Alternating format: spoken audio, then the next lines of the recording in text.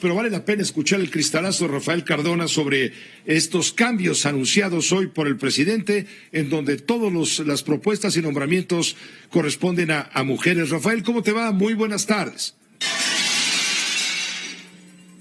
Mucho gusto en saludarte a ti, a todos. Mira, Pepe, hemos de lado este asunto de que se han nombrado a solamente mujeres en los cargos que tú ya has mencionado, porque el propio presidente de la República dijo que no se trataba de cuestiones de género, sino de cuestiones de capacidad. Y centrémonos únicamente en los perfiles de las personas que están señaladas para los cargos y pues principalmente a los que resultan más importantes, que son evidentemente los relacionados con la Secretaría de Economía. La señora Graciela Márquez llegó a su cargo porque algunos de los especialistas en las relaciones internas de la 4T dicen que Jesús Esquivel no hubiera sido un perfil conveniente. Jesús Esquivel es su esposo. Y entonces, siendo ella una especialista en historia económica, pues al presidente le pareció bien nombrarla en la Secretaría de Economía, en donde tuvo un desempeño que yo me atrevería a calificar de tirando a gris oscuro. Su participación importante en los 2 años que cumplió el cargo fue pues en la relación con los Estados Unidos durante las muy avanzadas negociaciones para el Tratado Trilateral de Comercio con los Estados Unidos y con Canadá, tratado que ya Ildefonso Guajardo había dejado sumamente adelantado y a lo cual pues Jesús Seade únicamente le puso pues las concesiones que los Estados Unidos exigieron, sobre todo estas que tienen. Primero un comentario sobre el primer tema, el de su prima. Primeramente el presidente miente, no fueron licitaciones, fueron adjudicaciones directas. Los contratos se le entregaron directamente a la empresa de la prima, independientemente que llegaban a otros socios. Si fueran licitaciones, pues tendría a lo mejor alguna justificación, pero las adjudicaciones necesariamente tienen un destinatario y esa es la marca de la casa. Todo se adjudica, nada se licita. Todos los contratos se dan a los favoritos, no a los que ofrecen mejores condiciones para el gobierno. Entonces le metieron un golazo al presidente. No. ¿O fue autogolazo? El presidente ya lo había dicho, el presidente es el hombre mejor entrenado del país, desde luego que él sabía y que autorizó, y nada más pidió que se simulara, se descubrió la simulación, y bueno, ahora viene a recular, pero seguramente volverán a insistir. Héctor, te pregunto sobre el tema de las alianzas. Dice el presidente de la República que le da mucho gusto, que no le da dolor tener la razón. Dice que los tres, el PRI, el PRD y tu partido, el Acción Nacional, son básicamente lo mismo. Dice que esta alianza le genera satisfacción, pues señaló que siempre sostuvo que son lo mismo, que buscan tener control presupuestal. 3 cosas.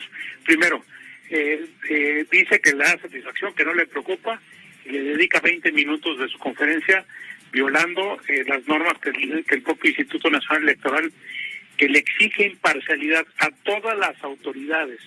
Hay que recordar que él quiso que se elevara a delito penal sin derecho de fianza el delito electoral. Y el presidente se pasa por el arco del triunfo las leyes y las disposiciones electorales. Las autoridades tienen que ser imparciales en el proceso electoral y no asume ninguna imparcialidad, es alguien que toma parcialidad.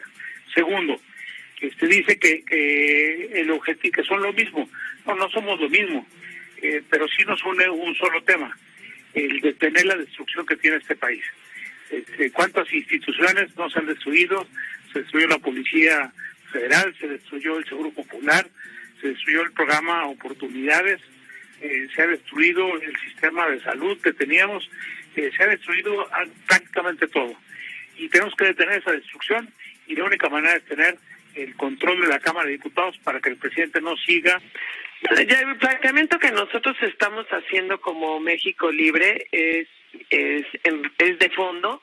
Me parece que hay una propuesta que yo creo que, le digo honestamente, es seria, y partiendo de la idea que no es privativo del PAN ni de México, te lo diría, que la desconfianza que hay en la política y particularmente en los partidos políticos, bueno, nunca ha sido de que se eliminen, sino más bien de crear otros o fortalecer los existentes. Y como la ley no nos permite, lo primero, porque a México Libre, la verdad, en un uso faccioso del Estado, no nos dejaron a miles de ciudadanos ejercer de nuestro derecho de asociación, pues también es importante fortalecer los que existen, y más en las condiciones tan extraordinarias que tenemos en estos momentos, con un régimen autoritario, es decir, donde hay una sola persona que decide todo, que no permita la libertad de expresión, que anula los derechos, que debilita las instituciones y que desprecia todo aquel que no está de acuerdo. Y en una democracia, cuando pasa eso, es la que está en riesgo, y en ese sentido, pues conscientes de que en el lugar donde estemos, cualquier persona que piense política debe buscar el bien común.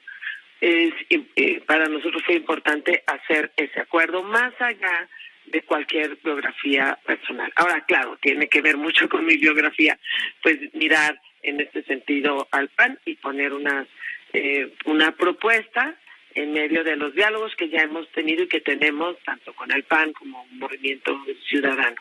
Y es un diálogo que tiene que partir pues de acuerdos, y que bueno, pues va a haber, pues también hay que ver qué nos propone el PAN, ¿no? Claro, ustedes pueden poner condiciones, Acción Nacional, supongo, pero si te ofrece Acción Nacional una candidatura externa bajo su bandera, bajo su registro, ¿aceptarías tú, el expresidente Felipe Calderón, en fin, otros miembros distinguidos de México Libre?